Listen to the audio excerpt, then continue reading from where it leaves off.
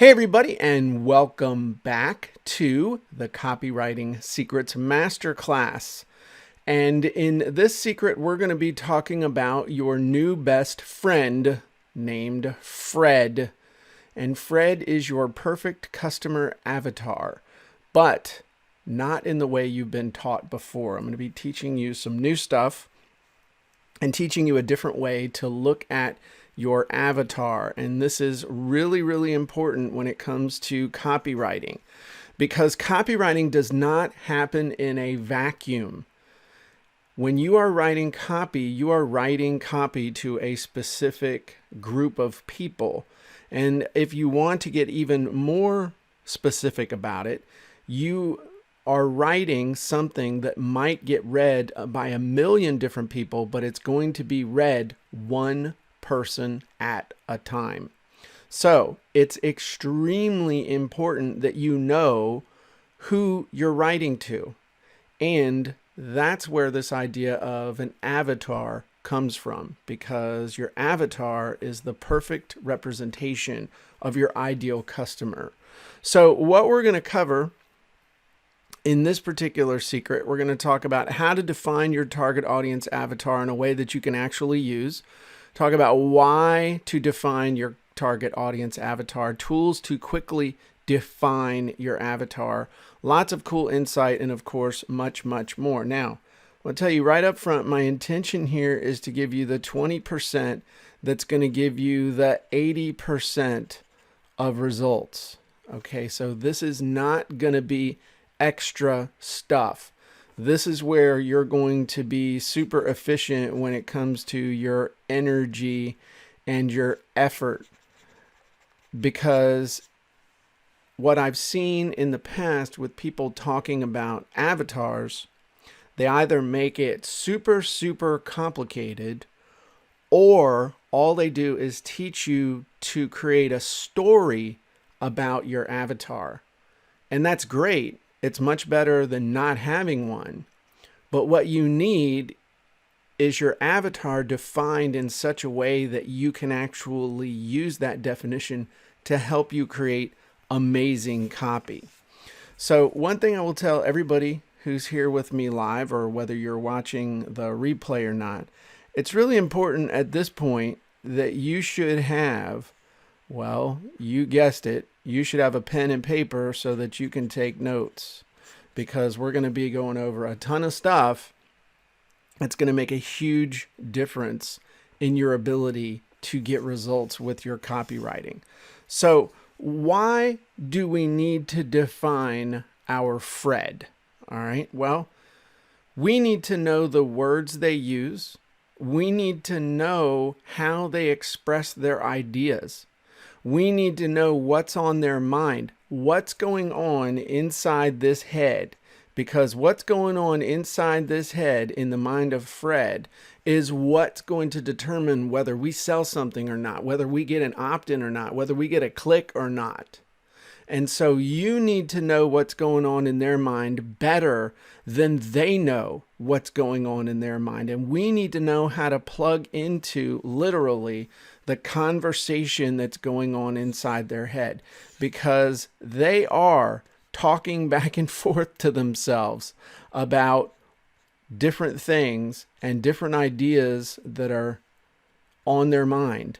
And we have to know, because if we're not talking about what they want to talk about, if we're not showing them what they want to see, if we're not telling them what they want to hear, they're going to totally ignore everything that we have to say. So, how to define your target audience. And I'm going to tell you right up front, I'm the kid who got thrown out of business school. I got a D- in statistics. The only reason I passed was because I agreed to drop out of business school and go major in history. So I'm going to tell you that right up front. Everything I'm teaching you comes from my direct experience, nothing to do with theory. This is all based on hands-on, in the trenches, selling people stuff, belly to belly, or through the web. And the first thing you need to do to define your target audience is to figure out the who. In fact, who is the most important concept you'll ever think about when it comes to your target audience: who they are. And there are really two schools of thought when it comes to defining your target audience. And I like to use the term actually niche instead of target audience, because niche refers to a group of people. And that's something that you really need to burn into your brain as well. You'll hear people talking about niches, and a lot of times they're talking about keyword counts, keyword numbers. Oh, my niche has 100,000 searches for this, or my niche has a million whatevers. Here's something you really, really need to understand. People are going to buy from you. A keyword count is not going to buy from you. And more specifically, people are going to buy from you one person at a time. So you have to know who these people are. Now, as I said, there are two schools of thought when it comes to defining your niche. One of which is called demographics. Now that's where we're measuring and looking at things like age. 43-year-old white male. We're looking at sex, not like yes, please, but male or female or whatever the particular choice might be, depending on your target audience. And then things like location. So these are all numbers based. And the thing is, they're actually, most of the time, demographics are pretty broad. The problem that I have found is, though I can show you evidence that the typical people who buy from me are between the ages of 40 and 65. 60% of them are women, 40% of them are men, and they're located in the United States, Australia, Great Britain, Canada, and then smatterings all around the world. But those are the main places. That's still too broad for me to actually be able to sell anything. So it's interesting that people will key in on demographics, but if you try and use demographics exclusively, you're going to have a very hard time selling anything to anyone. So I am a much bigger fan of what is referred to as psychographics. And psychographics is not a guy sneaking up in a young single woman in the shower in a hotel where the music goes, Psychographics is what's going on inside of this person's head. What are they thinking? What's motivating them? And so I can use psychographics first, and then I can refine them with demographics. So psychographics come down to things that I can understand. They're problems. So Fred has specific problems. Fred also has interests, okay? And Fred also has desires or goals. And so these are the types of things in sales copy that matter. Because if I know your problems, if I know your interests, if I know your desires, if I know your goals, then I know how to communicate with you. I know how to put little presents out in front of you that get your attention. I know how to get in touch with your feelings. I know how to understand and how to identify various situations you're going to find yourself in where I can put my sales message in front of you. And the great thing here is that we can use these to really narrow down. Because quite frankly, understanding your audience is more about excluding people than it is including people, especially online, because I would much rather have an audience of 10,000 tight, laser-focused people that I can give very, very specific sales messages to, as opposed to 100,000 people who are casually interested in something that I'm going to waste a ton of money putting messages in front of that they're never going to do anything. So what we need to do is define who our target audience is, and we need a specific way to do that, and that's exactly what I'm going to help you with right now. So again, thinking about defining our target audience, there are really 3 levels of definition. And the first is the idea of a niche. And a niche is very broad. All right. So an example of a niche would be real estate. All right. Real estate, although it's a very big niche, it's too big because you can have real estate agents, you can have real estate investors, you can have first-time home buyers, you can have move-up buyers, move-down buyers, you can have all sorts of groups. It's just too general for you to be able to run ads, for you to be able to put out sales copy that's going to be meaningful to anyone. So immediately what we need to do is we need to move into what I like to call a sub niche. And this is just narrower. It's part of this bigger niche up here. So an example of a sub niche would be, say, a real estate investor.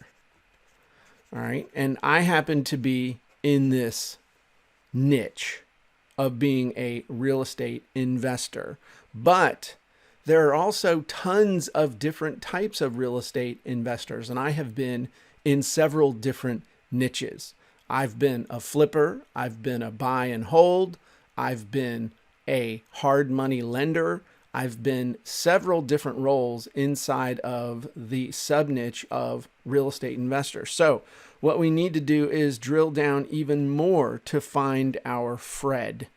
So that's where we start looking at a micro niche. And this is where we are laser focused. So again, as this was a smaller part of the broad niche, a micro niche is a smaller part of a sub niche. So in this case, we might talk about flippers, and not flippers like go find dad flipper, which was basically, he was the fishy equivalent of Lassie. But a flipper is basically someone who will buy a house and then try to turn it around in 30 to 60 days, hopefully at a profit. And so their big thing is they want to buy a house, turn around, flip it for a really good profit in 60 days, 30 to 60 days. That's a flipper. So now this person down here, this flipper, this Fred the flipper, I love that, Fred the flipper, has very different needs than Ronnie real estate agent or, Randy real estate investor or Sue and Johnny home buyer. So understanding that, all of a sudden your sales copy, even from this, is going to take a massive leap forward because you have a better understanding of who they are.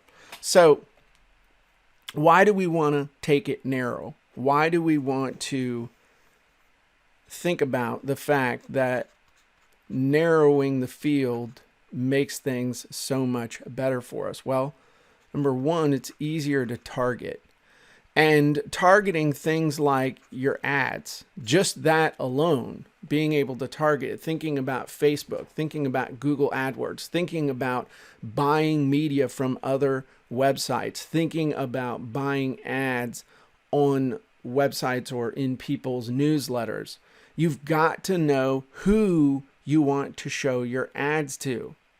Now, it's also just easier to find them, because if you know what they look like, then you can find more people just like you're looking for, and it's easy to eliminate the people who don't match your perfect target. And so you're not only going to make more money, but you're going to save money. Now, narrowing down also makes it super easy to communicate with the people when you're actually out there using the words that they use. Because that's what communicating in sales copy is all about, is not using the words that you want to use, using the magic words that you think are going to be the ones that are going to convert them. The magic words in any communication are the words that they're using right now. So they know you hear them, so that they know you understand them, so that they know you're not talking down to them. And finally, narrow is better because it's going to help you to convert people faster and easier because, again, you give them the right message. And the right message is the message that contains the words that they're using, that they want to hear, that are targeted directly to them. So narrow is better. Despite what people will tell you on things like Facebook, where they'll tell you that you shouldn't even start to run an ad unless you can have 1 million contacts potentially that you're going after, or 100,000 contacts that you're going after. For most of us with our sales copy, it is very tough to put out a message that is going to be effective to 1 million people. It just isn't going to happen for the types of things that you and I are going to be doing. It's more of an institutional, large-scale, general type offer. Now, if you're doing a general type offer, by all means, if you can find a group of 1 million and do real well with your ads, then do it. But most of us are doing much better if you can go a few feet wide and a mile deep rather than going 3 feet deep and a mile wide. Now, how are we going to define this person? Well, I like to call my avatar Fred. And Fred originally started as an acronym. That's where the name came from. And then I ended up actually refining it more, which is what I'm going to share with you guys now. But Fred was initially an acronym for fears, results, expectation, and desires. So that was my original thought. That's where the name Fred came from. And all of these are legit, but after really diving into this and using this for years, I figured out a better way to explain or to codify what an avatar is looking for, but the name Fred just stuck. And then just aside, family members started calling other members Fred, and it became an inside joke. And so anyway, just Fred stayed Fred, but that's where the original Fred came from. So how are we going to define our avatar? Well, the first thing you need to do is you need to give your avatar a name.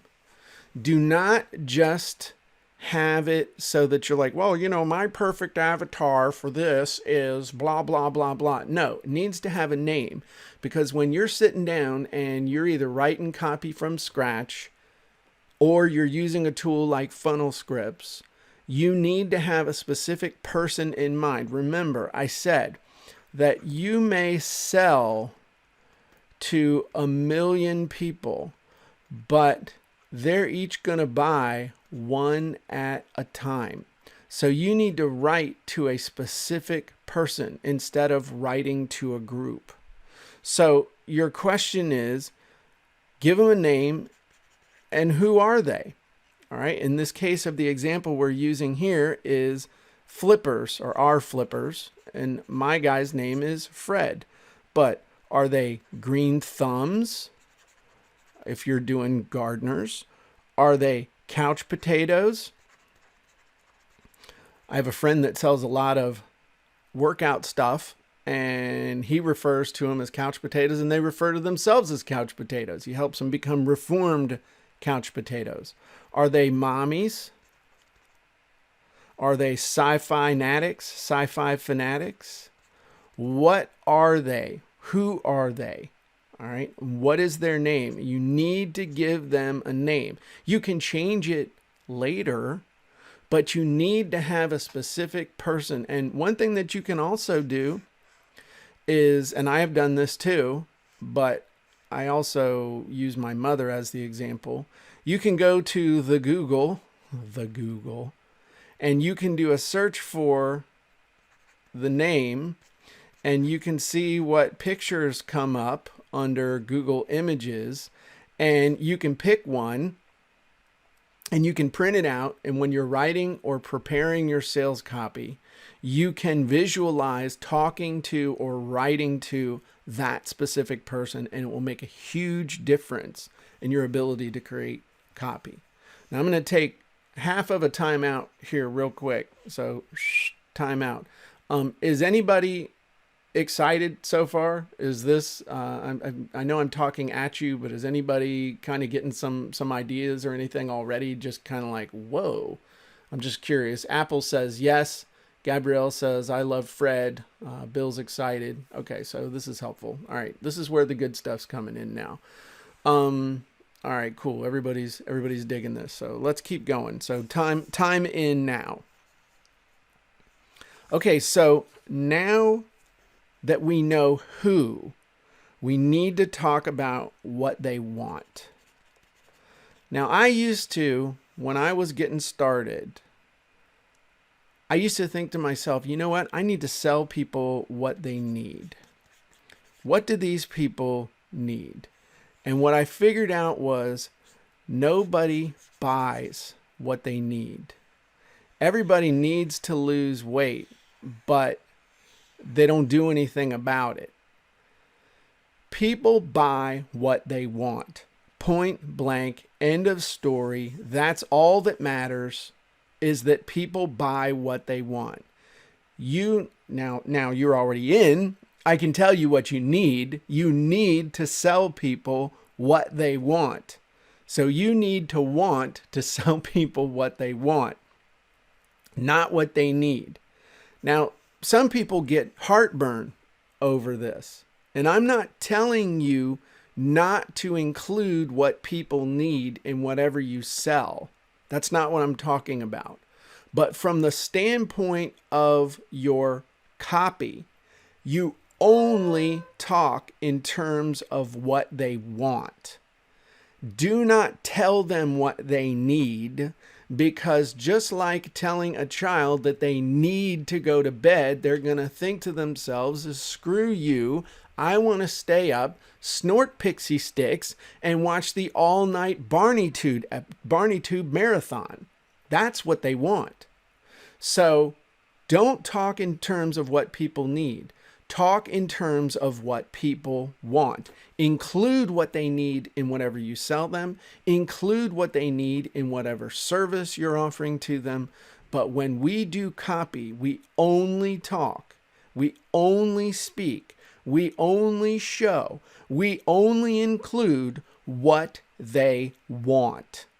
Okay, that's a very, very important distinction to understand, because I've taught this, and then they say, well, that's not ethical. You need to give them what they need, blah, blah, blah. That's not what I'm saying. What I'm selling is, what I'm telling you, what I'm selling you is on the fact that you sell them with what they want. You sell them what they want. You include what they need. So here's Fred next level. And that is PQR2. This is literally the secret code to your audience's brain. So if you haven't already, you need to write this down. PQR2. Now, what does PQR2 stand for? Okay. Well, here's what you need to understand. Here's Fred. And Fred is at the top of this chasm. He's on one cliff, and he sees another cliff over here. This is where Fred is. This is where your people are. This is where your 42-year-old male is. This is where the person who is whatever you want to define them on. You know, he's 42 years old. He's a white male. He's 6 feet tall. That's Fred. Okay. Well, this is where he is. Over here on the other side is where he wants to be. He wants to be over here. Now, how is he going to bridge the gap? Well, what's going to bridge the gap is your sales copy. That's what's going to bridge the gap for him.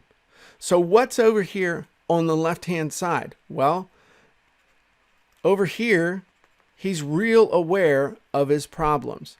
He's real aware that he's got questions. He's real aware that there are roadblocks. There are things, definite things that are holding him back. He is totally in tune with his problems, his questions, and his roadblocks. And he's also in tune with the results that he wants, which are over here on the right. He wants to go from here to here. And what's going to help him do that, this is a very important distinction. What is going to help him do that is not your product or your service or your sales copy. Your product, your service, or your software. It is your sales copy, because he can't make this leap first. He can't make this first without doing it in... I'm sorry, I got distracted by the Q&A box. Let me start over again. He can't physically make this leap until he makes the leap in his mind first. And your sales copy is what's going to help him do that. And so what's on his mind, what's holding him, what has him firmly planted over here that you're going to have to address are his problems, his questions, and his roadblocks. And over here is what he wants, which is his results. And these are what make a niche. These problems, questions, roadblocks, and results are what make a niche into a sub-niche or into a micro-niche. So if you haven't already, you need to be writing this down. Problems, questions, roadblocks, and results. So let's look at it from a little bit different perspective. Okay, we know that Fred is where he is. And how is this going to help us? Well, here's the thing. Fred only thinks about PQR. He's only thinking about this. He's sort of thinking about results, but the vast majority of people are totally caught up in their problems, where they are right now. It's kind of like he's stuck. On the left, we have the stick, and on the right, we have the carrot. But the power of the stick is much more prevalent in his world than the carrot is. In fact, if you look at it, it's really a 3-to-1. We got problems, questions, and roadblocks, and then we have results. And basically what we have to do to move him across, if he's got problems, we've got to show him that we've got solutions. If he's got questions, we got to show him that we've got answers. If he's got roadblocks, we've got to show him how to remove them, because here's the thing. In his mind, all he's thinking about are these problems, questions, and roadblocks. For him to move forward, he's got to see that we can solve them and that we have answers and that we can remove them. And only then will he believe that he can get those results. And only then is he going to make that journey across from where he is now to where he's going to be. And I just want to point out here, when I'm talking about these problems, questions, roadblocks, and results, solve, answer, remove, all that, we could be talking about any type of sales copy right now. We could be talking about video sales letters. We could be talking about long form sales letters. We could be talking about content videos. We could be talking about articles. We're talking about any type of copy, whether you think of it as quote unquote sales copy or you think of it as content marketing or what have you. This is what's going on inside of his head. So what do? We get in tune with the problems, questions, and roadblocks. We start knocking all those down, showing them they can get the results. And that's what we're trying to do. So the thing is, for those of you that have been introduced to the concept of cold, warm, and hot traffic, the vast majority of what we're talking about here actually right now is cold and some warm, because the vast majority of traffic, if you really want to go crazy with your sales copy and make money, you're going to have to be able to address cold traffic. And this is how you do it, is understanding your avatar so well that that avatar, when they're in the cold stage, you're able to communicate with them. So, again, the thing that we need to really, really, really get in touch with is problems, questions, roadblocks, and results. This has Fred's 100% attention. He can't think about anything else. The conversation going on inside his head literally is about this and only this. These 4 things: problems, questions, roadblocks, result. All right. So the question we have then is, how do we know what's going on inside of Fred's head? Where and how do we find out the problems, the questions, the roadblocks, and the results for our target avatar? And that's what we're going to be talking about now. So where do we find this out? And what I'm going to do is I'm going to tell you, and then I'm going to show you. So the first thing that you want to think about as far as where do you find out what his problems, his questions, his roadblocks, and his results are, is live interaction. Think about that. Okay, if you're at a big event, you need to turn on your hearing and see where people are complaining.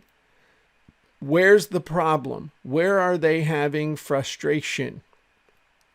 Where's the pain?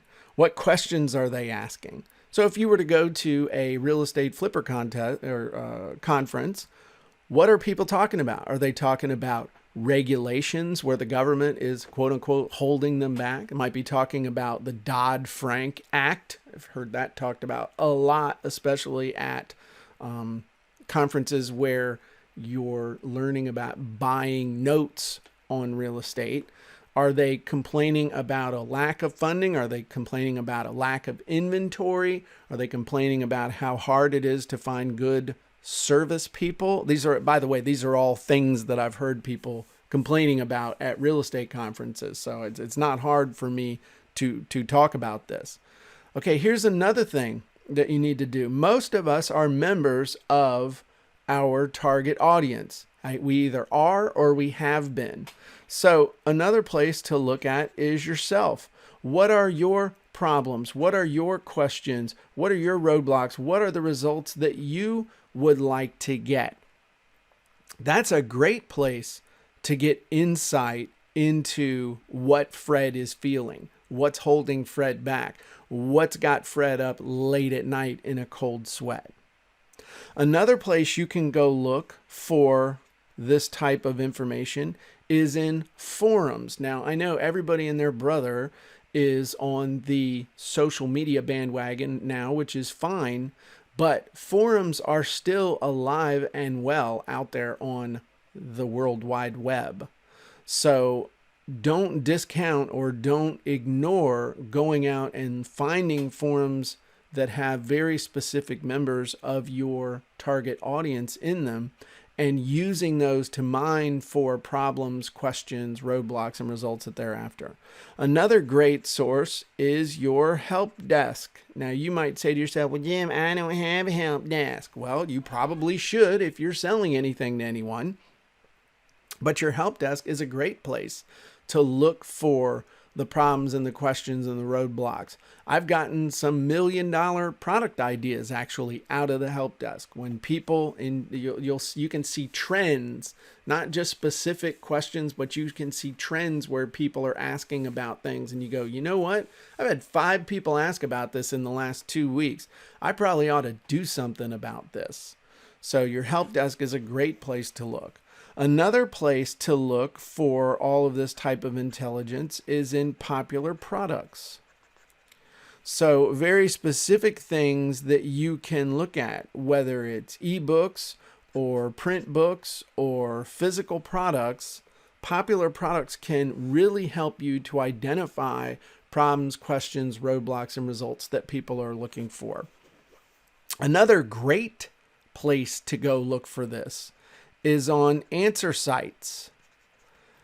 Sites like Quora, and though it's older, answers.yahoo.com is a great place to go look, especially if you're not in the market of teaching people the latest and greatest techniques for selling stuff on Instagram. If you're actually selling something, like my buddy Suzanne does stuff around animal behavior.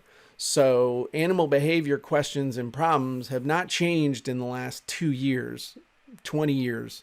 The answers may have changed, but the customer questions have not changed your target audience.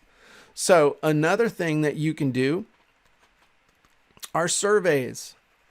I love to do surveys because they give you up to the minute thoughts and answers about what people are having problems with. Where's the sticking point, especially if you're in something where things do tend to change. Now, another thing that you can do if you enjoy the Zuck is Facebook groups. You can definitely find problems, questions, roadblocks, and results that people are looking for inside of Facebook groups.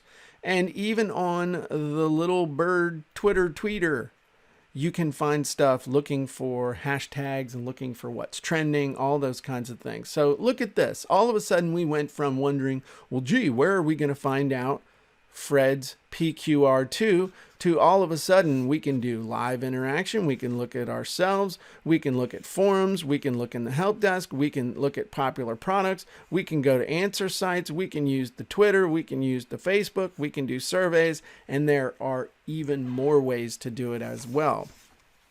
So let's look at some specific tools and let's talk about how you would actually use them. So first, let's talk about answer sites. And so the example that I want to use here is, let's look at Quora. So if we were going to look at answer sites,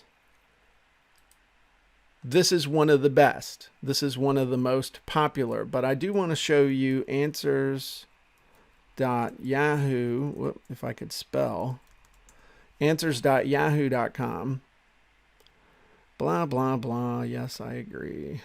Ooh, they want me to sign in. I'm not going to sign in. Let's see this real quick. Answers.yahoo.com. All right. There we go. We'll close it. Okay. So here's basically how these work. This is new school and this is old school. So you come in here and you do a search. So we did a search for real estate flipping. We hit enter and now we see a whole bunch of stuff that people are asking. Is real estate flipping profitable? What is real estate flipping? Does real estate flipping still make sense? How do I get started real estate flipping with no money down? Here's somebody who lost money. How do I stay motivated?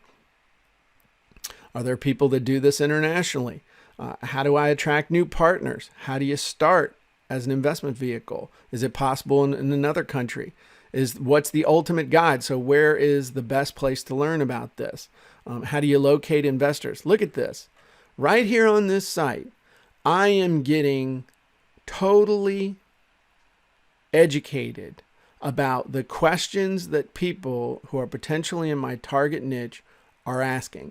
And I can use these questions to create content. I can use these questions to create headlines. I can use them to create talking points. I can use them as the beginning of stories. But look here, right here, we're going to do the exact same search on Yahoo Answers.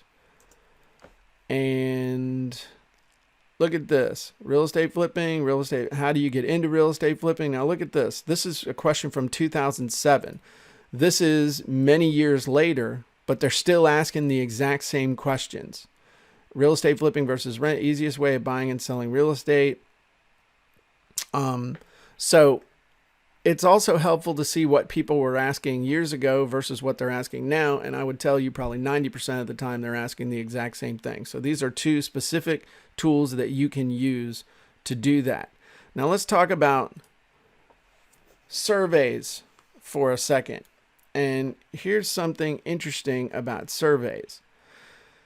You might say to yourself, gee, Jim, I can't do my own survey. I don't want to use something like surveymonkey.com to do a survey because it just sounds super, super complicated. So you don't have to. I like using those types of services. I used one for a long time called 1 Minute Poll. They went out of business, but SurveyMonkey does basically the same thing. But here's a cool thing. You're not the first person that ever wanted to survey the group that you want to go after. Again, unless you're going after Gen 4, or Gen 4 Instagram publishers with at least 50,000 followers who want to post the 3 times a day type of thing. You can go find other people's surveys and just look at the results. Now, one way you can do that is literally go to Google and do the keyword search plus survey. Literally, okay? So let's go take a look real fast and I'll show you what I'm talking about. Here, real estate flipper survey. So now the one thing with real estate, survey can also mean going to survey the house. But look at this, the real impact of house flipping infographic, house flipping case study, real estate home study course, real estate investment survey, Realty Shares blog. There's all sorts of data here that you can look at to know more and more of what's going on with Fred. So that's another way to just find stuff that's available that you can use to do a deep dive into their into them. You can also go and do a search on Facebook looking for hashtags like poll and your keyword. Now, another thing that you can do is literally just ask people on Facebook. I personally think this is one of the smartest things that you can do is just go ask. Ask in a group, ask on a page, ask on your profile, ask people what their biggest issue is or what their biggest question is. So let me show you an example of that. So over here, I can actually look for groups. So I can look for groups and pages under, let me zoom in a little bit. Okay, it doesn't want to zoom in. So I can look for, like under real estate flipping, I find pages on that, real estate flipping. I can find groups on that. So here's a group with 3,500 members, 5,000 members, 4,000 members, and I'm sure that there are more that we can go look at just by doing a search on Facebook. You can also do something like go ask people in a group, hey, what's your biggest question? Hey, what's your biggest concern? Hey, what's your biggest roadblock? What's holding you back in a specific area? Hopefully this thing will load.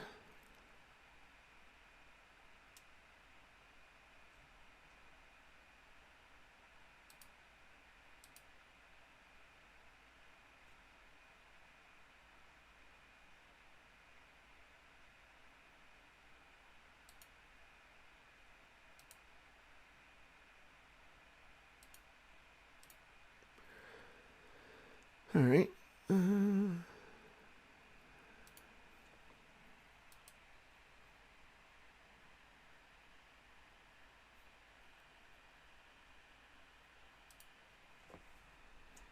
This is an example of the best laid plans of mice and men.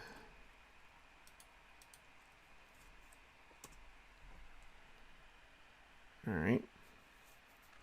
So here's an example where I asked, let's scroll down here. Where I asked a question, here's your, what's your biggest question about writing sales copy? And I got a whole bunch of responses. So people told me what their concerns were. They told me what their questions were. They told me what their roadblocks were. And I'll show you another way that I've done it too, just because people get more locked up in process than they do over intention. But let me, here's one that I did that was just kind of fun.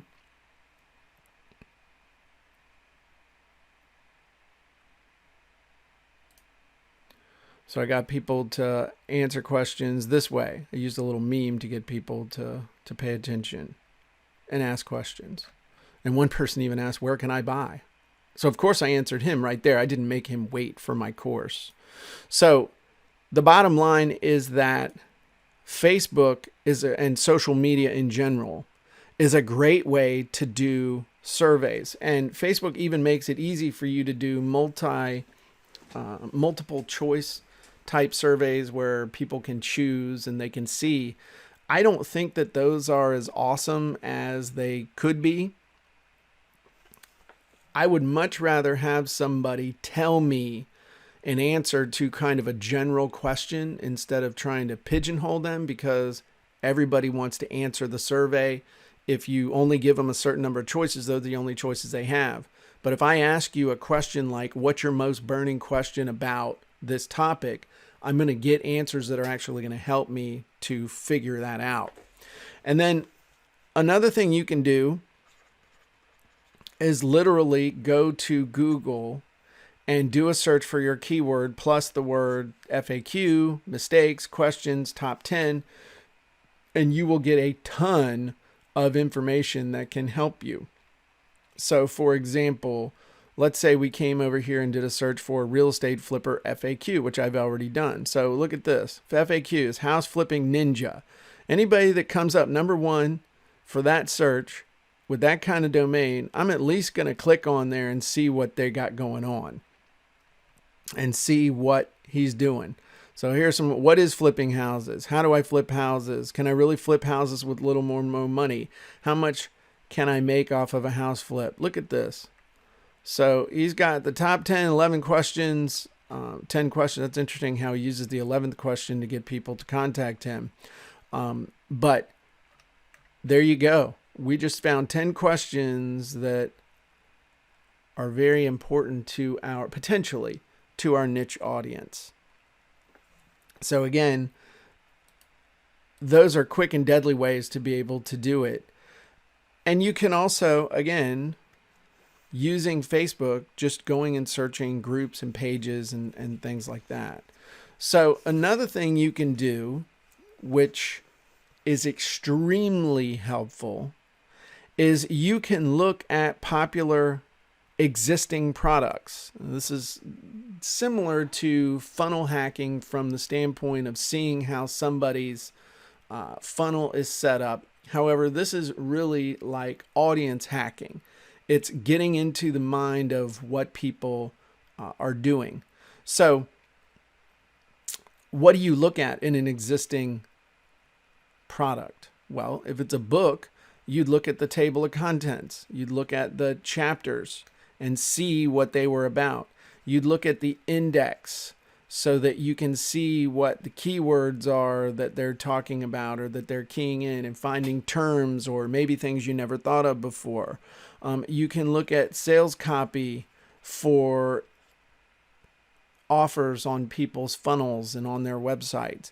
And you can also look at feedback, because that will show you what the Freds who actually buy from somebody are thinking. In fact, let's go over here to Amazon and we're going to do this real quick. And I'm going to show you how Amazon will give you millions of dollars of research for free. All you have to do is just know what to look for. So let's come over here to Amazon, and I've put in a search for real estate flipping. Now we can see some sponsored stuff. Real estate investing on bag, 21 true stories of what not to do when investing in real estate and flipping houses. But here's one. This is the one that came up number one, 94 5-star reviews. This one right here, he's got some 5-star, 4-star, and 3-star. And frankly, the money is in those lower star reviews, because that's going to tell us what itches didn't get scratched. So let's look at this one real quick. And I have not looked at this yet. But the way that we do this is, the first thing I want to do is I want to look inside. I see he's got 202 customer reviews, but hell, 100 of those could be his friends and family. So let's look inside. We want to look at the table of contents. What is he doing? All right. Non-refundable, beware the naked man who offers you a shirt, all that glitters is not gold, the extortionist judge, cash to closing, FBI investigating you. So this is interesting. He's actually doing this well from the standpoint is that 99 out of 100 authors tell you what the chapter's about. This person actually has some marketing savvy because he's using his chapter titles like little mini headlines. In other words, I don't know what the majority of these are, but it's making me curious and wanting to actually see what it is.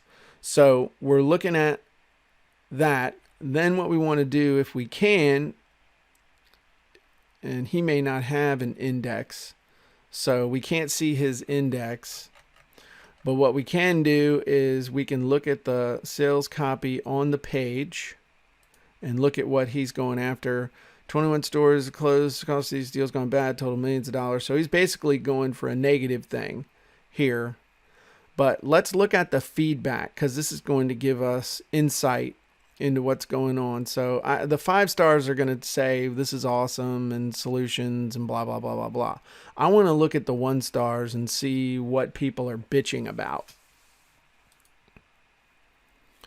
So this book is just a lot of noise. So what's the concern here? This didn't show step by step what was what. Constant mistakes from property. The brief descriptions of the experiences are interesting and easy to read, but it's not enough information to write a book about. This could have been a much shorter chapter in a book. Don't buy this. Not because it's useful, because the info isn't worth the price of the book. With a 99-cent book, calm down. Don't waste your money. It's tiny. Read it in a day. So their problem here is that it's not enough information, is what I'm reading.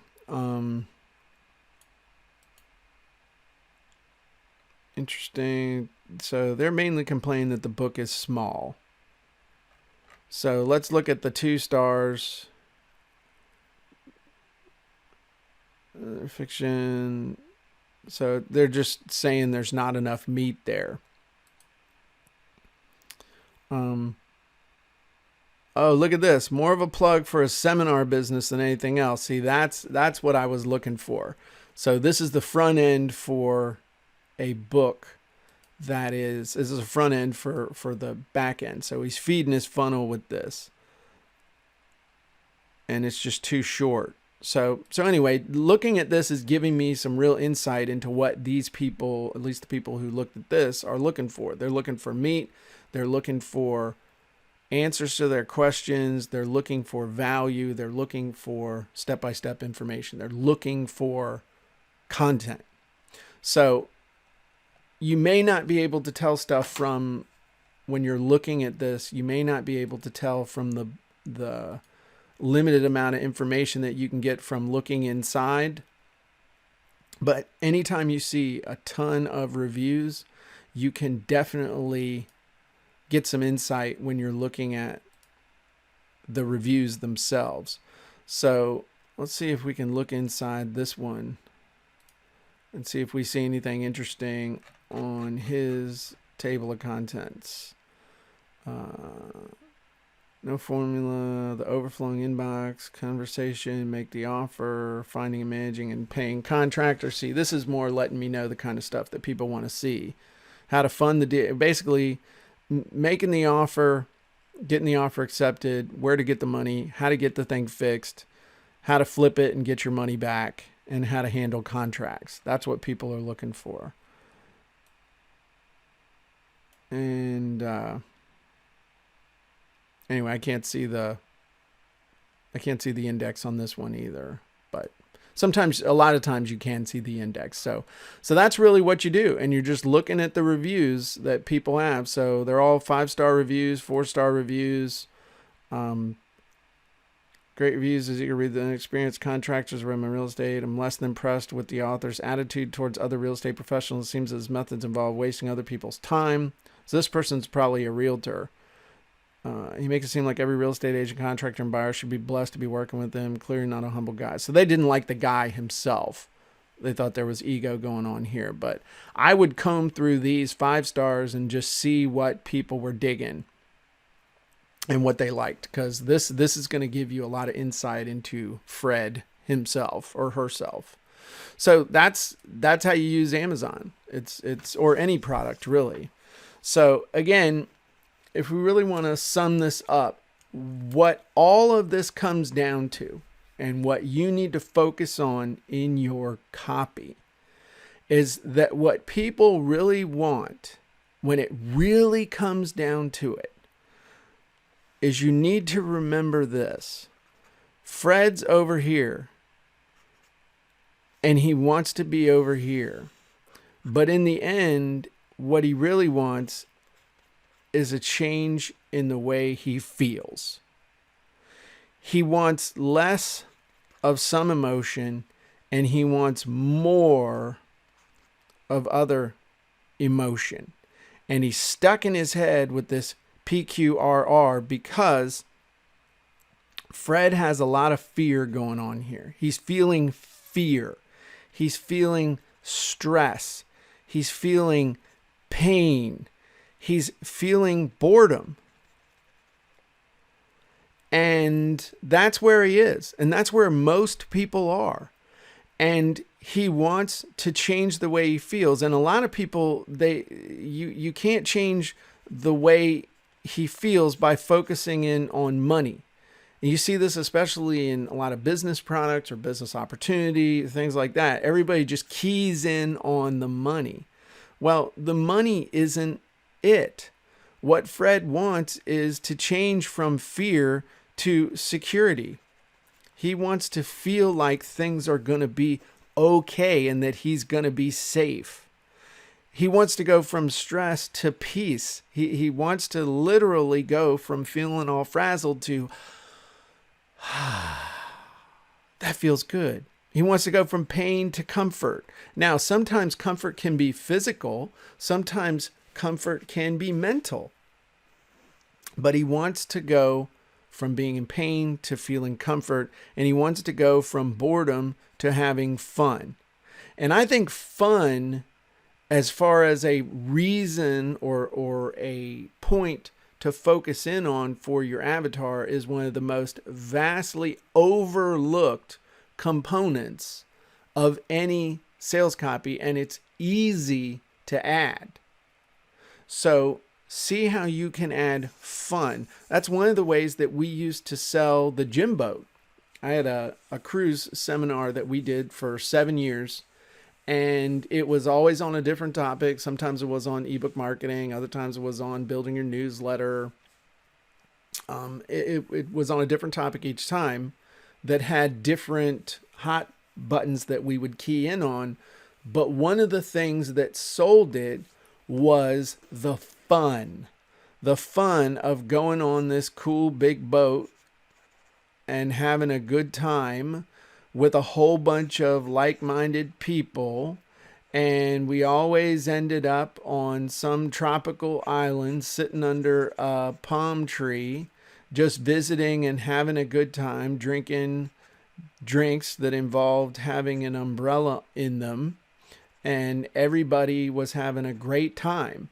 So that was part of what we painted the picture in everybody's mind, was all the cool stuff that they were going to learn, but also all the fun they were going to have. And we used fun to sell something that caused people to come from halfway around the world to spend $10,000 on plane tickets and cruise and seminar and all that stuff for 7 days or 5 days of fun and learning. So don't discount the fun part.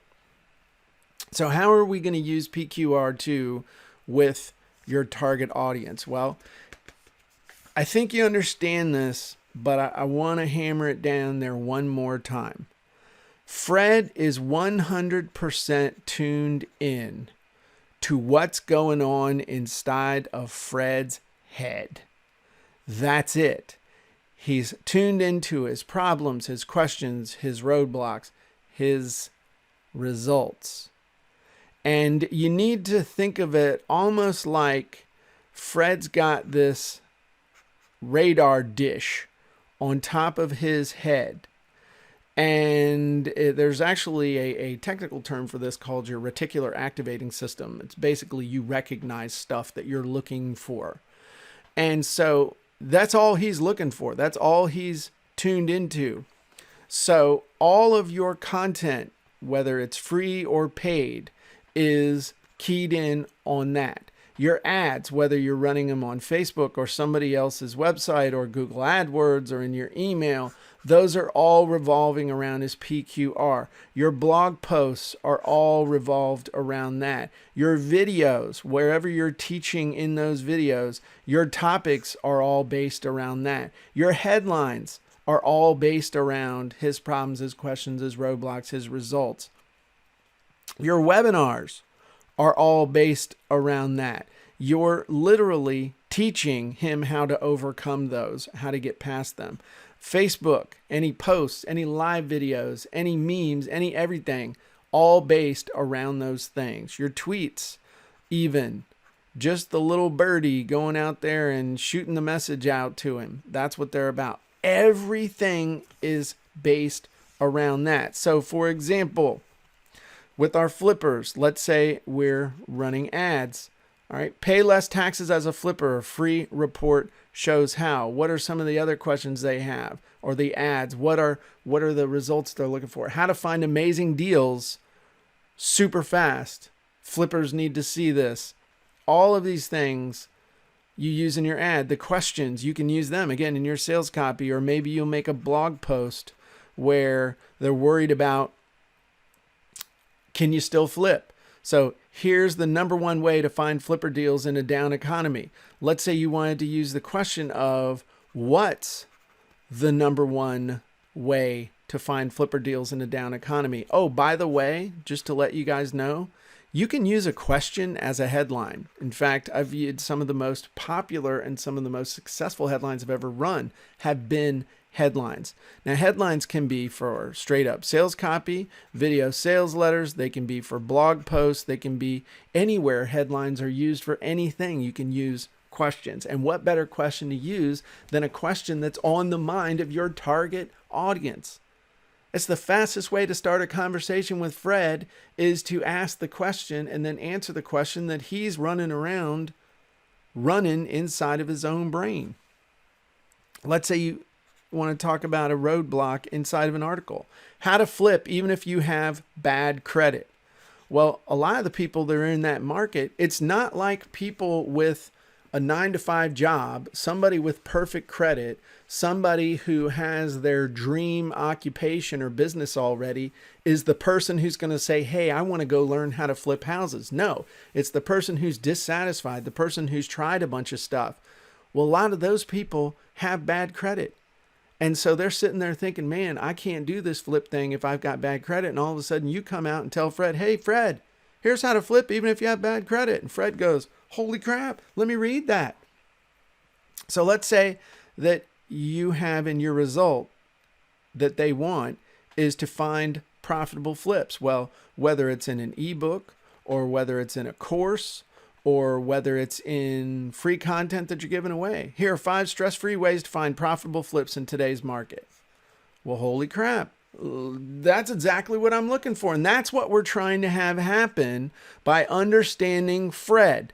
What I just said, that's exactly what I'm looking for, because that's what's going on inside of his head.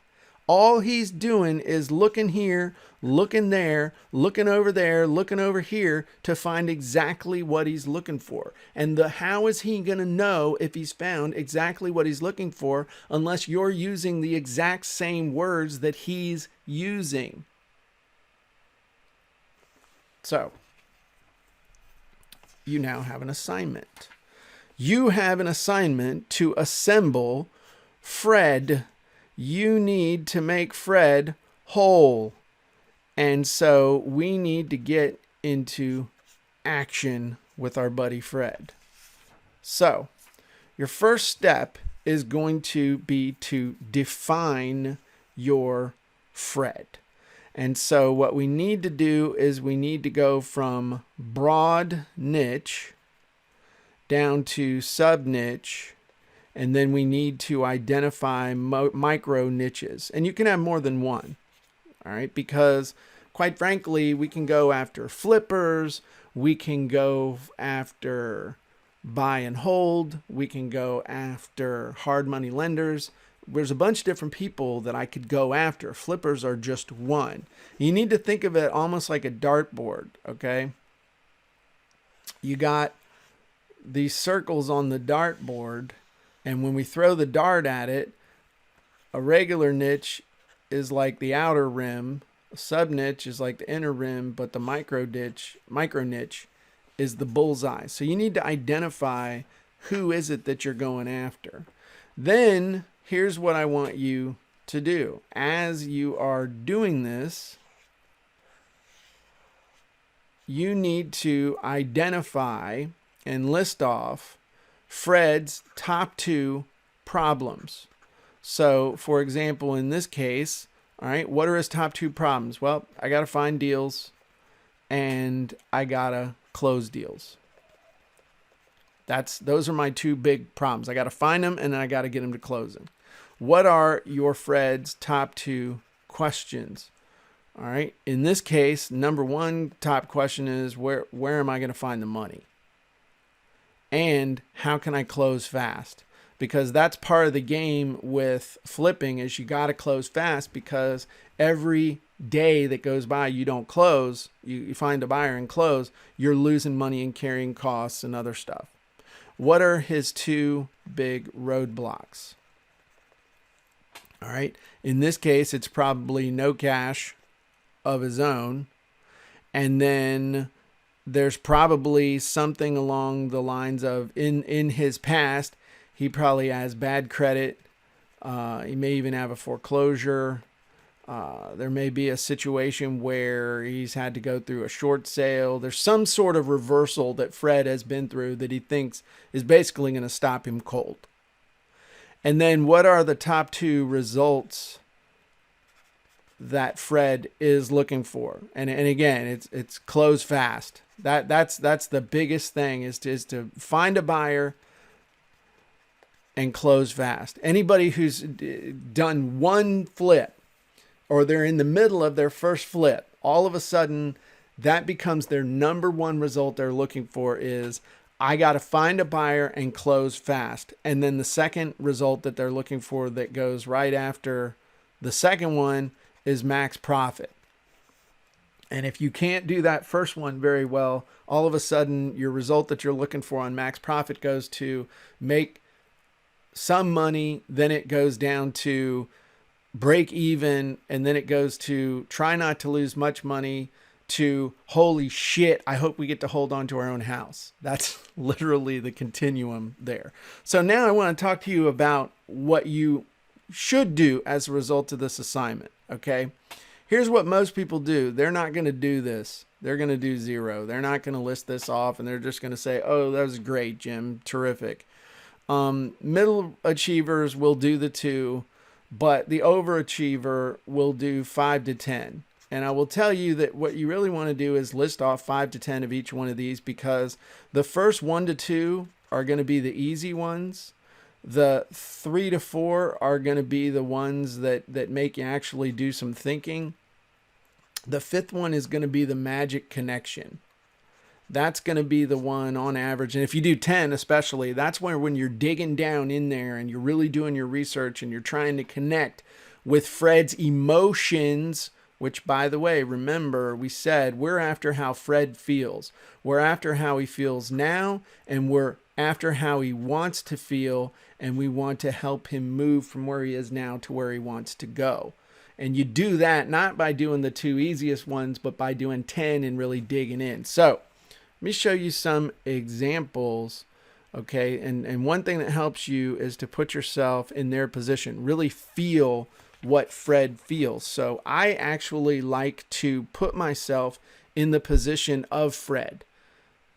I want to feel what Fred feels. I want to feel the gnawing in the pit of my stomach when I'm talking about problems. I want to feel the joy and exultation when I think about achieving that amazing result. So when we define, you want to know, okay, what are your target's top problems?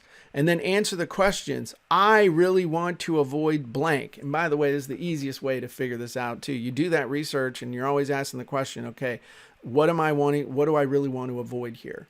But I want to phrase it in such a way that I feel it myself, as opposed to thinking about Fred as separate from me. I like thinking about Fred as part of me, because that's when I know I'm in touch with the feeling. So I really want to avoid wasting time on bad deals. I really want to avoid chasing deals that won't work. I really want to avoid feeling stressed out over every single deal. I really want to avoid making a mistake that will cost thousands to fix. I really want to avoid buying a poison house that destroys my business. Now, I want you to look at these 5 real quick and think about the feeling that goes with each one of these. And I did this on purpose, by the way. That first one is kind of generic, meaning, well, wasting time on bad deals. Yeah, that's kind of there. Yeah, I don't want to chase deals that don't work. Well, yeah, I don't want to feel stressed out over every single deal. And then look at this, making a mistake that's going to cost thousands to fix. Crap, I don't want to do that. And then look at this last one again, going through the progression, going past the easy ones. And now it's avoid buying a poison house that destroys my business. Holy crap. Now that's got some emotional kick. That's the level you need to get to with defining your Fred. Because now when you're talking to Fred in your sales copy, in your content, which using those terms, there's no difference between content and copy. It's all communication.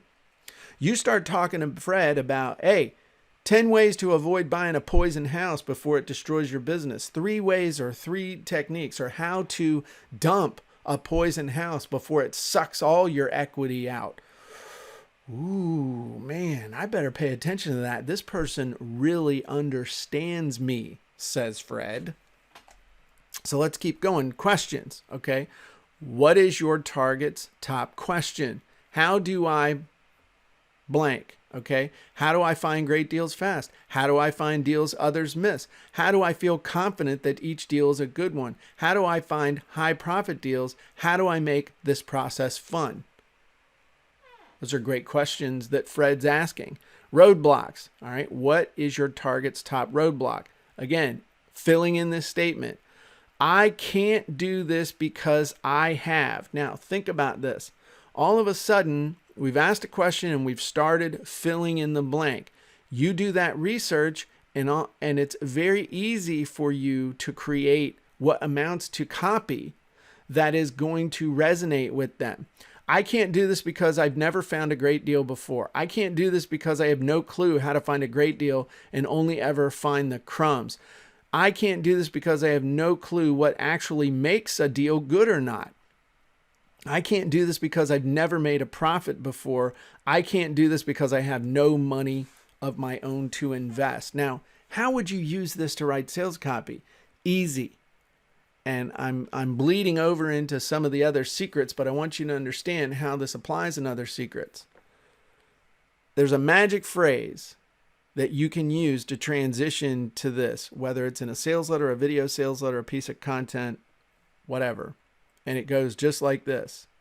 Now, right now, you might be saying to yourself, I can't do this because I've never found a great deal before. Well, here's how you can address that.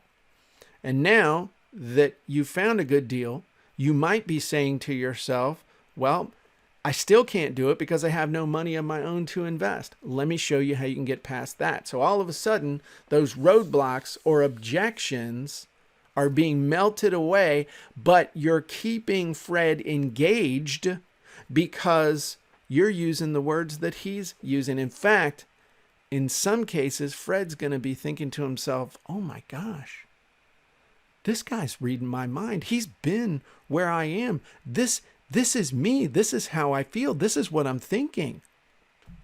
So that's just one way that you can use this exercise to integrate into your content. And by the way, you could even use that to transition to a call to action. So, hey, at this point, you might be saying to yourself, you know what? This sounds good, but I can't do this because I have no money of my own to invest. And I'd like to, so I understand feeling that way. And I'd like to invite you to check out my free report, 10 sources of down payment money, even if you have no money of your own and have declared bankruptcy within the last 7 years. Boom. Somebody's going to click that baby. Okay, so desires. What's your target's top desire? I really want to blank. I really want to find great deals fast. I really want to find deals others miss. I really want to feel confident that each deal's a good one. I really want to make high profits off the deals I do. I really want to have fun doing deals.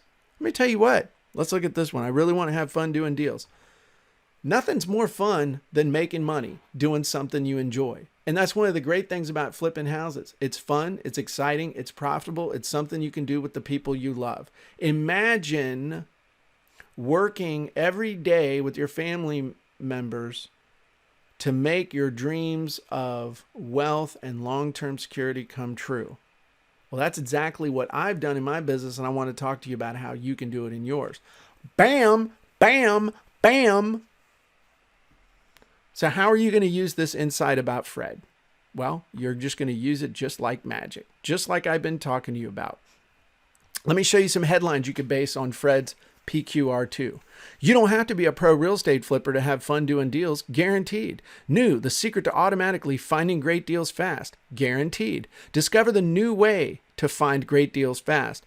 How to find great deals fast so you can avoid buying a poison house that destroys your business. At last, the real secret to finding great deals fast is revealed. How to find great deals in as little as 1 week, even if you have no money of your own to invest. All I did was take the problems, the questions, the roadblocks, and the results that we identified, and I put them into these headline templates, these headline scripts. And instantly we've gone from how are we going to use this research to holy crap, we're writing copy. Let's do some email subject lines. Real estate investing hack. Find great deals, 2 great ideas. The real secret to find great deals. Real estate investing, find great deals in half the time. 2 shortcuts for real estate investing. To find great deals, this works like crazy. For house flipping, this works like crazy. The fastest path to house flipping success. Here's an example of what works to find great deals. Here's a shortcut to find great deals. A great house flipping resource I just found. More find great deals, less bad deals. Here's your find great deals checklist. Here's your house flipping checklist. What all real estate flippers need to know about house flipping. What all real estate flippers need to know about finding a great deal. What all real estate flippers need to avoid bad deals. How about some curiosity-inducing bullets using all of these cool PQRRs that we've found? Helps you find great deals fast. Gets you more confidence that each deal is a good one. Makes it easy to find the deals others miss. Gives you the keys to make high profits off the deals you do. 3 steps to avoid chasing deals that won't work. The real secret for how to have fun doing deals. Avoid making a mistake that will cost thousands to fix. Discover how to find high profit deals in any market. Stop worrying about buying a poison house that will destroy your business. Now, those are all curiosity-inducing bullets that you could use that pull Fred in because it's using the exact language that he uses and it's targeting exactly what he's interested in and scared of. But quite frankly, when you read those, it doesn't tell you a single thing about what's in the product. And that's okay, because that's how you use curiosity-inducing bullets. And you can find out more in the secret on the Ultimate Bullet Formula. And finally, let's talk about calls to action. So the great thing about calls to action, that's how you transition from one piece of copy to the action that you want them to take. So calls to action can be in your order button. That's where most people think about them. But calls to action are a lot more than just order buttons. They can be in your subheadlines. They can be used at the end of an article. They can be used as a text link under a video. They can be used in the PS on a sales letter. They can be used anywhere you want to infuse what they want with the action you want them to take. So let me give you some examples. Yes, I'm ready to have fun doing deals. Yes, I'm ready to find great deals fast. I'm ready to find great deals fast with Fast Flipper Secrets today. I'm ready to have fun doing deals with Fast Flipper Secrets today. I'm ready to avoid mistakes that cost thousands to fix. Yes, I'm ready to avoid poison houses. Yes, I want to avoid poison houses now. Boom.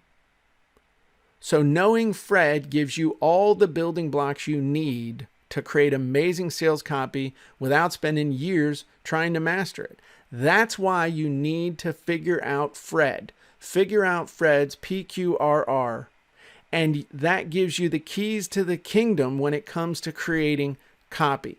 Understanding Fred holds the key to your success. And this revelation about Fred is what led to the creation of funnel scripts. Because with you, Fred, and funnel scripts, you can literally create any piece of sales copy you could ever need. Because funnel scripts just takes all of your Fred parts and helps you assemble them into amazing copy. So that's how you identify Fred, that's how you define Fred, and that's how you use what you know about Fred to create amazing sales copy. Boom. So that's the end of this lesson. Okay, so did you guys enjoy that? I just curious if you guys enjoyed that. That's the end of this one. I'll be doing that next week. If you guys wouldn't mind maybe just telling me, thank you, Terry, says over delivered again. Everybody's enjoying that. If you could tell me just real quick in the Q&A, if you could, Tom says, this was mind-blowing. Bad news was that I thought I knew more than I really knew, but the good news is now I see your process. I can do this. Awesome. Would you guys tell me what your single biggest takeaway was from this? Because this is actually going to be a big part of the book. I mean, this is going to be a huge section. And the rest of the book is going to be organized around specific question or specific secrets and stuff. And I will definitely look through this and see what questions you guys were asking. But if you could just tell me what the biggest takeaway is for you. Terry says, step by step, I can do this. Kat saying, I'm going to do this for my baby boomer who needs a retirement plan. Awesome. Justin said the PQRR. Michael says the thought process. Tara loved the formula. Okay, awesome. Carlin says the transition of helping Fred from where he is to where he wants to be. Angela says, actually having a process to define Fred makes it much easier. Steve says, using fun, how to dig down, getting questions from Cora. Kevin says, Vitor, I hope I'm saying that right, says, we always looked at our customers, but never took such a detailed approach, and it all seems very simple, logical. Kevin likes the PQRR framework. Okay, awesome. So I'm excited. I'm excited to see this. So Kat says, Gail is my Fred. Awesome. Yeah, and Fred doesn't have to be a guy. It can be a person or can be androgynous, I guess. So, okay, cool. Well, I hope you guys enjoyed this. And I really appreciate you being here. I'm glad you got value. And we will see you next week where we will continue on with the Copywriting Secrets Masterclass. Appreciate you guys. And if you don't mind, say something nice about it on Facebook in the groups where we are, where the groups that know we're doing this, and just tell them, hey, y'all, if you weren't there live, you missed out. And that'll make them really upset and looking for the replay. So appreciate that. And y'all have a wonderful day, and I look forward to talking to you soon. Bye-bye, everybody.